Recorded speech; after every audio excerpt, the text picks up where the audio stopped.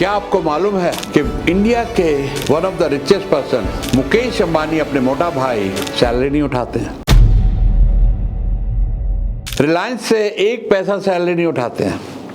आप कहेंगे ये क्या बात कर रहे हो सर, ये तो हो ही नहीं सकता कि सैलरी भी नहीं उठाते और 5-5 हज़ार करोड़ रुपए शादी पे खर्च कर देते हैं और इतना भारी लाइफस्टाइल है, इतना बड़ा घर है, इतने सारे नौकर चाकर हैं, ये सब चलता कैसे है?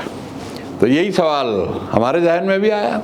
तो हमने करी रिसर्च कि हमने कहा भैया अपना वर्ल्ड 11th रिचेस्ट पर्सन मोटा भाई ये खर्चे कैसे चला रहा है। तो ये सवाल आप लोग के भी दिमाग में आता होगा। तो ऐसा है कि 2008 से लेके मुकेश अंबानी 15 करोड़ रुपए तनख्वाह उठाते थे रिलायंस से। जी हाँ, 15 करोड़ रुपए। तो 2020 में जब कोविड आया तो इन्होंने कहा हम एक पैसा सैलरी नहीं लेंगे।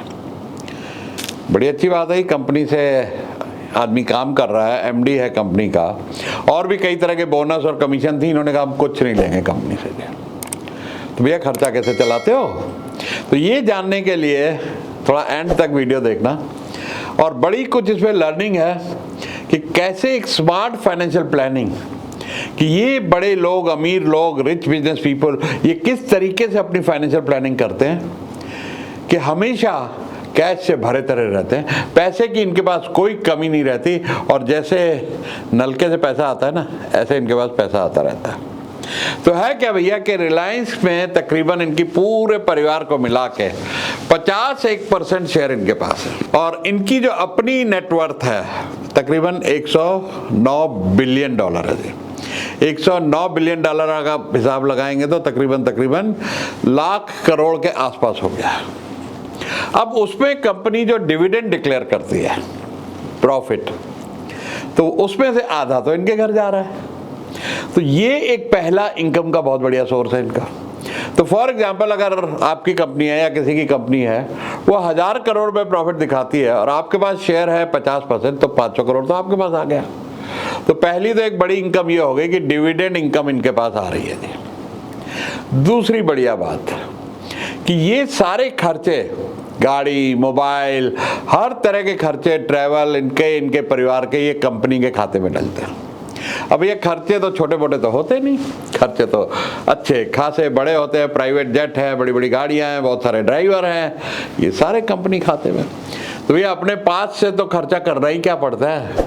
अपने पास से जो पर्सनल एक्सपेंस होंगे वो भी होंगे, लेकिन वो भी बहुत है। लेकिन हजारों करोड़ रुपए डिविडेंड आ रहा है तो क्या दिक्कत है, उसमें से 4-5 हज़ार करोड़ रुपए शादी वादी में भी खर्च कर ले। उसके अलावा इनकी बहुत सारी कंपनियों में पर्सनल इन्वेस्टमेंट है। देखिए इनके पास एक तो बहुत बढ़िया बढ़िया वर्ल्ड के एडवाइजर हैं, एक से एक दिमागदार लोग हैं। जैसे अकबर के दरबार में 9 रत्न होते थे, इनके पास भी रत्नों की कमी नहीं है। तो उनकी एडवाइस के चलते बहुत कंपनियों में इनका पर्सनल इन्वेस्टमेंट है, जहां से इनको प्रॉफिट्स आते हैं, डिविडेंड्स आते हैं, बहुत सारी इनकम आती है वहां से। और साथ ही साथ ओवरऑल जो फाइनेंशियल प्लानिंग इन्होंने अपनी कर रखी है वो इतनी बढ़िया है कि शायद ही कभी इनको ऐसा वक्त देखना पड़ेगा कि जिसमें इनको कभी किसी भी तरह की पैसे की कमी हो। तो ये है मोटा भाई का कोई तनख्वाह न लेने का बड़ा राज, कि किस तरीके से फाइनेंशियल प्लानिंग करते हैं। तो आप अगर अपना बिजनेस चला रहे हैं छोटा मोटा, तो ध्यान में रखो कि आज आपके पास एक ऐसी पावर है जिसमें आप अपने बिजनेस को सिर्फ 15 से 20 करोड़ पे ले जाओ भैया टर्नओवर तक, और 2-3 करोड़ का नेट प्रॉफिट हो जाए, तो आपका एसएमई आईपीओ आ सकता है।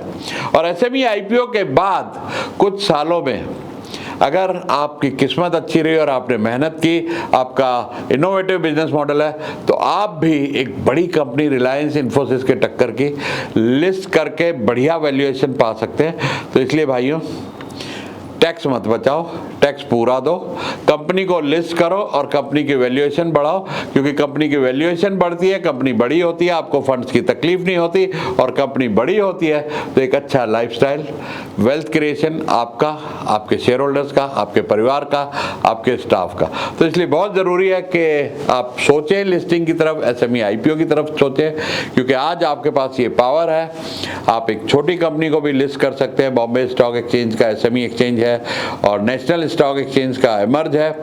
तो ये ध्यान करके चलिएगा कि एक बार आप उस लेवल पे पहुंच गए ना, तो चाहे तनख्वाह उठाएं या ना उठाएं, पैसे की कमी नहीं होने वाली है। वीडियो अच्छा लगा हो तो सब्सक्राइब करें और बेल आइकॉन को जरूर दबाएं और अपने दोस्तों यारों के साथ शेयर जरूर करें।